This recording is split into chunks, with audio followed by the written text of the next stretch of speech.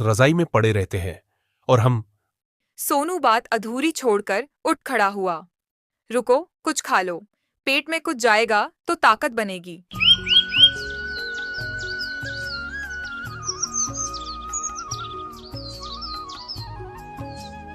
खेतों के ऊपर धुंध की मोटी परत छाई थी। मुर्गे भी जैसे आज देर से बांग देने का मन बना चुके थे। गांव के किनारे एक छोटी सी झोपड़ी थी। टूटी हुई छप्पर से ठंडी हवा अंदर घुस आती थी। झोपड़ी के अंदर एक आदमी फटे कंबल में लिपटा करवटें बदल रहा था। वो था सोनू, एक गरीब मजदूर, उम्र करीब 30 साल। चेहरे पर मेहनत और मजबूरी की गहरी लकीरें साफ दिखाई देती थीं। पास ही उसकी पत्नी मीना राख में हाथ सेंक रही थी और चूल्हे पर पानी गर्म करने की कोशिश कर रही। अरे सोनू, उठो ना, सूरज निकल आया है। काम पर नहीं जाओगे क्या आज? सूरज तो निकल आया है मीना, पर जाड़ा अभी गया नहीं। कंबल ओढ़ने के बाद भी सर्दी हड्डियों में चुभ रही है। सेठ विक्रम सिंह के गोदाम पर देर हो गई तो मजदूरी काट लेंगे। घर में बच्चों के लिए दाल तक नहीं बची। जानता हूँ, ये ठंड भी जैसे गरीबों की दुश्मन बन गई है। अमीर लोग अंगीठी के पास रजाई में पड़े रहते हैं और हम। सोनू बात अधूरी छोड़कर उठ खड़ा हुआ। रुको, कुछ खा लो, पेट में कुछ जाएगा तो ताकत बनेगी। क्या है खाने को? कल की बची सूखी रोटी और थोड़ा सा गुड़। सोनू ने मुस्कुराने की कोशिश की, मगर वो मुस्कान थकान से भरी थी। वो रोटी खाकर लाठी उठाकर झोपड़ी से बाहर निकल पड़ा। ठंडी हवा के झोंकों ने उसके गाल सुन्न कर दिए। गांव से गोदाम तक का रास्ता करीब 5 किलोमीटर का था। रास्ते भर धुंध इतनी घनी थी कि सामने कुछ दिखाई नहीं देता था। मिट्टी पर पाले की परत जम चुकी थी। रास्ते में उसके पुराने साथी मिले, भोला, महेश और हरिया। अरे सोनू, आज भी निकल पड़ा।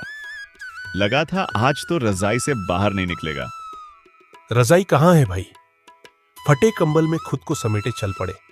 इस बार की सर्दी तो जान ले लेगी। कल रात तालाब पूरा जम गया। सेठ ने कहा है आज जल्दी पहुंचना। नए चावल की खेप आई है, जो देर करेगा उसका हिसाब कटेगा। सेठ के हिसाब में तो हमेशा हम ही घाटे में रहते हैं। चलो, चलना तो पड़ेगा। चारों धुंध में खोए रास्ते पर चल पड़े।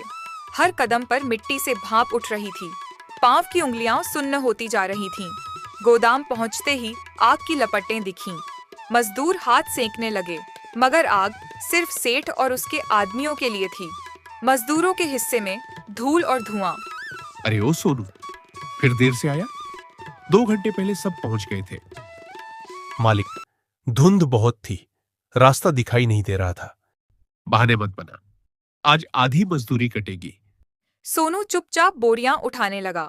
उंगलियों की चमड़ी फट रही थी। हर बोरे के साथ ठंड सीधी हड्डियों में उतरती जा रही थी। हाथ लाल पड़ चुके थे, जैसे खून जम गया हो। सांस बाहर निकलते ही भाप बनकर उड़ जाती थी। सोनू, इतनी ठंड में ये काम जान का खतरा है। आज थोड़ा ढीला कर लेते हैं। ढीला काम करूंगा तो घर में रोटी ढीली पड़ जाएगी भोला। चल, हाथ चलाओ। दोपहर तक सूरज थोड़ा ऊपर आया, मगर उसकी किरणों में गर्मी नहीं थी। हवा अब भी चाकू की तरह चुभ रही थी। मजदूर चूल्हे के पास बैठे अपनी अपनी सूखी रोटियां सेकने लगे। सोनू ने झोले से सूखी रोटी निकाली और आग पर रख दी। तेरी बीवी मीना बड़ी अच्छी रोटी बनाती है रे सोनू, खुशबू दूर तक जाती है। जब आटा ही मुश्किल से मिलता है तो हर रोटी दावत लगती है। बच्चे कैसे हैं? ठंड में दोनों बीमार पड़ गए हैं। छोटी पायल को बुखार है, डॉक्टर के पास ले जाना है, पर पहले मजदूरी मिले तब। सभी चुप हो गए। उस सन्नाटे में बस आग के छटकने की आवाजें थी।